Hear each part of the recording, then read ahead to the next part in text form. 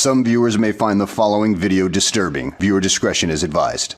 Hey everyone, welcome back to Board Games Unlocked, and today I'm doing a discussion over Unstoppable, which is the newest game in Renegade's solo hero series, which I believe I've done a review over Proving Grounds, and if not, then no loss there, but I know I've done a review over Warp's Edge, which is also in this same kind of solo-only series, although this can be played two-player, so not really solo, but it's clearly designed to be solo. And unlike all the other solo hero games, this one kind of caught my eye because of the designer. It's John D. Clare, who has done Mystic Vale, Edge of Darkness, and Dead Reckoning, utilizing his card crafting system. And the way that this game does that system, I find... Oh, he also did Edge of Darkness. I find to be extremely fascinating. Now, if you don't like that card crafting system or you're unaware of it, well, first of all, if you're unaware of it, it is a deck builder. This is a deck builder, but it's also a card crafter that as you play throughout the game, you will take cards and put them into sleeves to enhance those cards. So in a lot of his other games, you kind of had the same number of cards in your deck and you just modified those. Here, you do actually add cards to your deck and also craft them. But the closest I can compare this to, honestly, is Edge of Darkness in a much smaller footprint. Not as varied as that game, because that game is massive, but it's also way more compact. And I gotta say, this game is very, very good, and incredibly difficult. Which I would expect it to be because it's a solo-only game. But what's fascinating about this, and whenever my very first play, I was like, okay, it's pretty simple to learn, and they recommend you go up against the Harbinger, and what the Harbinger does as a boss is every time you level up, you put in one of its Order of the Harbinger cards, which is, as far as I can tell, the only way to deal any damage directly to the boss. And whenever you defeat those, it allows you to also help defeat other cards, but that's the only way you can do it. So you have to essentially seed through your deck to be able to destroy those. And I was like, okay, this is a pretty straightforward game. And then it ramped up way faster than I thought it was actually going to. And then in just a few rounds, I had lost. So I was like, okay, now let me try this again with a little bit of info that I know about this boss. Kind of really, which is a cool element in a game like this because it feels... I mean, the closest is like whenever you learn the pattern of a boss in like a Dark Souls game. It's like, okay, now that's the tell, I'm going to dodge that. Not clearly one-to-one, but I knew now what I needed to do to play a lot more efficiently to see through my deck to be able to damage the boss. And that was really cool. So what makes this game very fascinating, and something in Edge of Darkness that I liked a lot too, was as you make your cards better, because your cards come in, you have a regular strike that does 1 damage. Okay, cool. But your cards are double-sided in that it's your cards and then your threat cards, the cards that you have to defeat. And as you are taking upgrades and slotting them into your cards, yeah, you're making your cards better, but you're also making the enemy stronger. And that's exactly what Edge of Darkness was. Your cards would eventually go into like the threat area, and it's like, oh, that's my really good level 3 card. And now same thing here, where honestly, it'll make the enemy a lot more difficult to defeat, but there are cases where if you actually defeat it, you get more rewards. And that's such a cool dynamic of how much do you want to beef up your own deck for this really powerful card. And then how are you going to get that back? Because one thing that is completely different about this game than other deck builders is the only way that I've found for you to draw cards is by defeating the threats. And there are going to be a lot of times where, like, because you don't have to discard your hand at the end of your turn, you can hold on to cards and play them, but you might not want to burn through your hand, because if you don't have any cards, yeah, you're going to get one card at the beginning of the round. There's a draft phase where there's these 6 stacks of levels. And as you level up, you'll get access to more and more powerful cards. So you will get at least one card to play, but if that's all you're playing, you're essentially top decking. And if the 3 cards that you're drafting from don't deal damage, well, then you're not going to be able to kill the monsters or the threats to be able to get those cards back into your hand. So there is an element of RNG to this game for sure that I think makes this difficult, because of that very same thing. If you just don't happen to get cards that deal damage, you are unable to draw cards, and therefore unable to defeat threats, which means they're just going to ramp up and deal damage to you, because a lot of them, their health is equal to like their defense and attack. And if their attack and defense usually is based off the threat level that just ever increases. And your threat track is also your timer, so that's another way you can lose, also if your health goes down to 0. Now, that would originally be frustrating if it was like, well, I guess I can't kill anything, therefore I can't draw anything, and it's just I can't do anything. But these levels of cards, there's two counters to that I have found. These levels of cards are all universally good, and I have found as you are leveling up, the cards scale extremely well. In fact, like, I was going to lose this last game I played, but I was able to, because you can temporarily increase your level to get access to higher level cards, and one of the cards that I had gotten as my top deck is this Elite Peacekeepers, and it does 4 different attacks at 3 levels, and I have done a good job of acquiring money to be able to buy one of these upgrades. And the upgrade I bought made the action cost 3 less. And this was a 3 cost card, and you only have 3 actions to start with to play your card. So this card that I top decked essentially became free, which means I was able to start killing a bunch of threats, and that allowed me to deal the final damage to the boss, which was just really, really cool. But on the opposite side, this Deadwood Stalker does 3 damage, and then it's fast, which means it doesn't count towards your threat limit. And it also has Rage, which whenever they attack, it kills one of your allies, and also has 2 more defense. So it was actually it would be 5. It has 5 health to kill. But 4 attacks at 3 damage is really good, and it didn't even matter. But that's also something that's amazing. You have just so much variety with these levels of cards. The second thing is that your allies are very, very powerful. You would expect them to I thought they were going to be like Marvel Champions allies, where if you're being attacked, they can like defend for you, but they're not. What allies are almost just, you have to get allies, because they are passive abilities that you get to do until you level up, essentially, or if Rage removes them. That's why Rage is a big deal.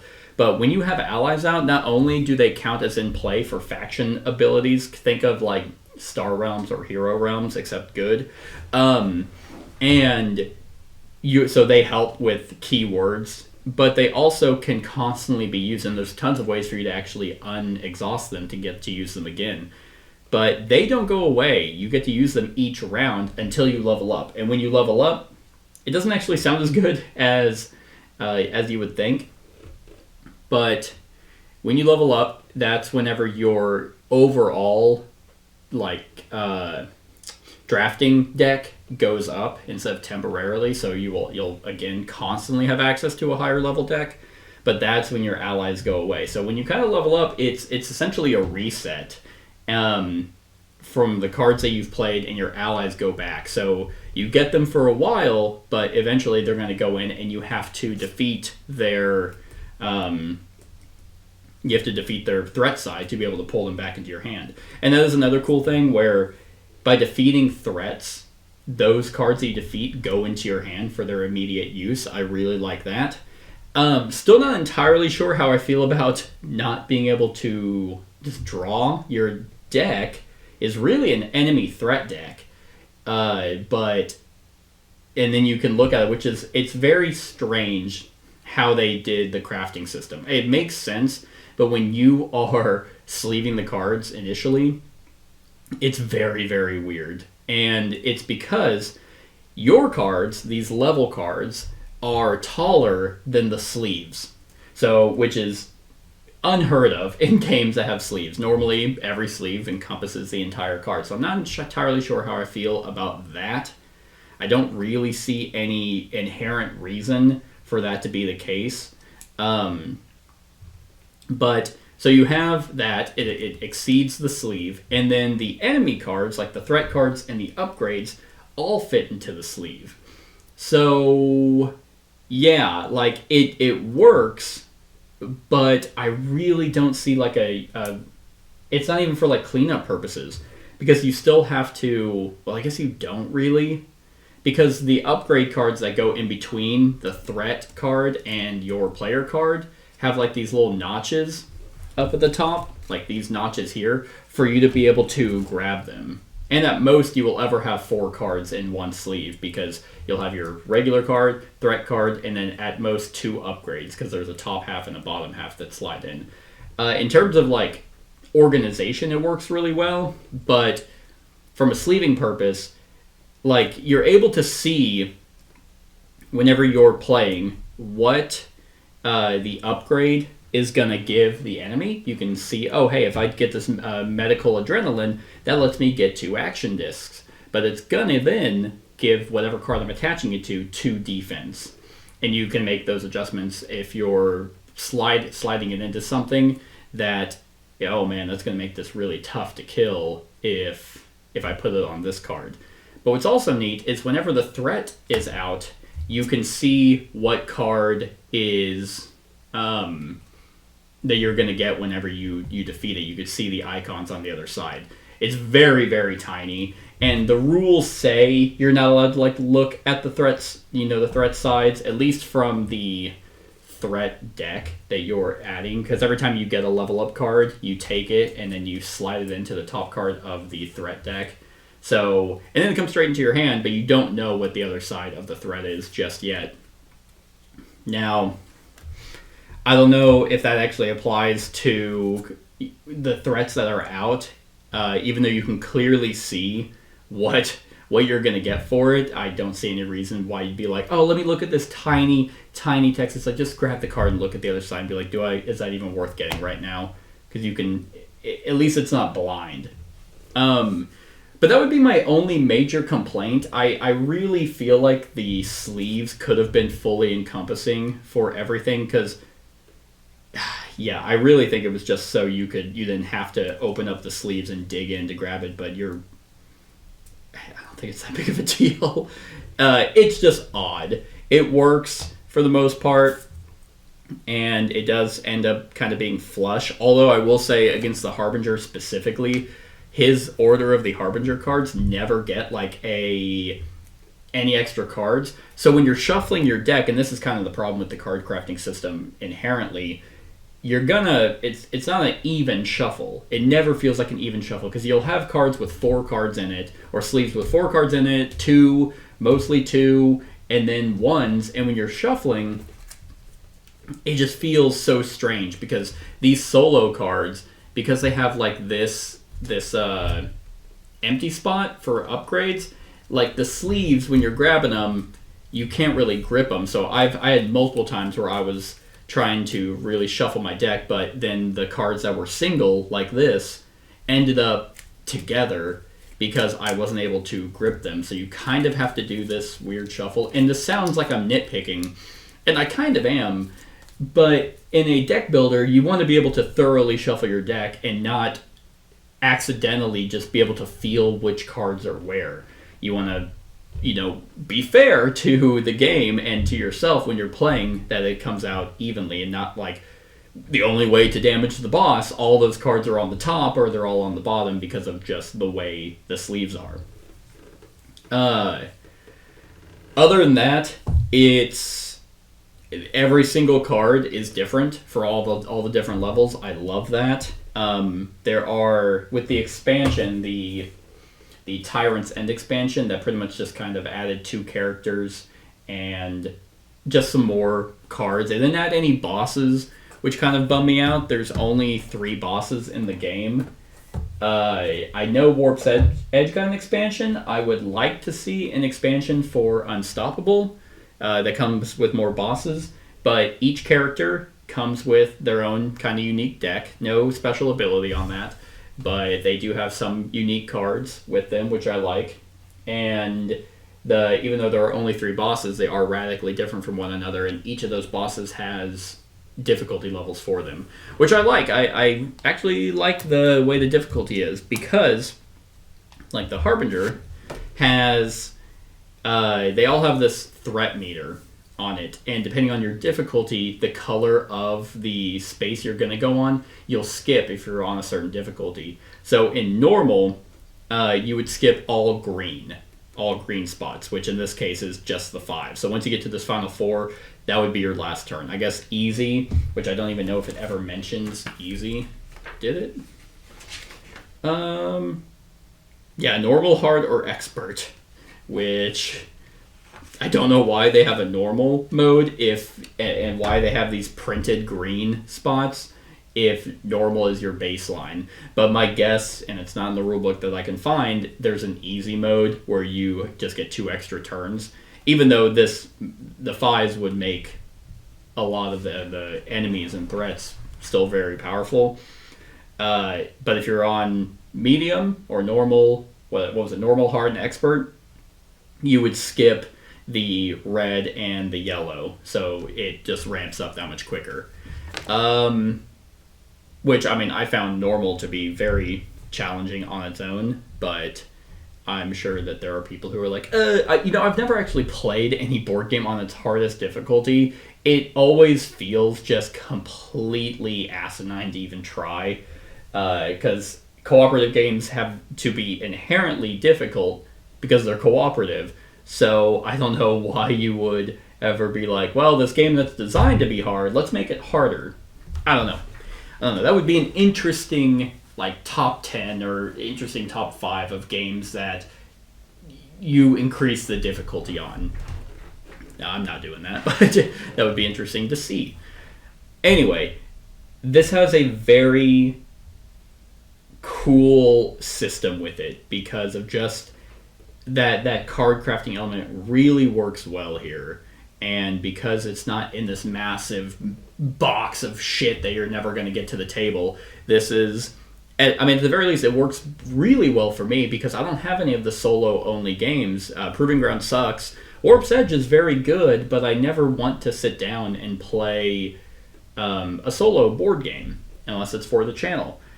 But the fact that you can play this at 2, I would get this played way more. So I like the fact that they made a 2-player option.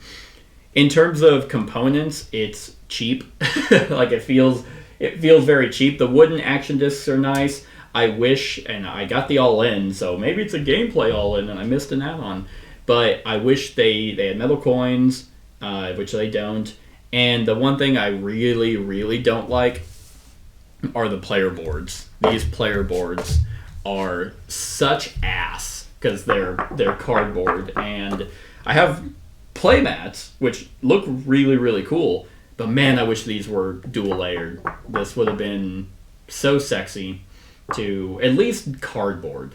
I would have been perfectly happy with a cardboard thing and that was dual layered for your health and your armor. And everything else could have been flat. I would have been perfectly fine with that, but these are just not amazing.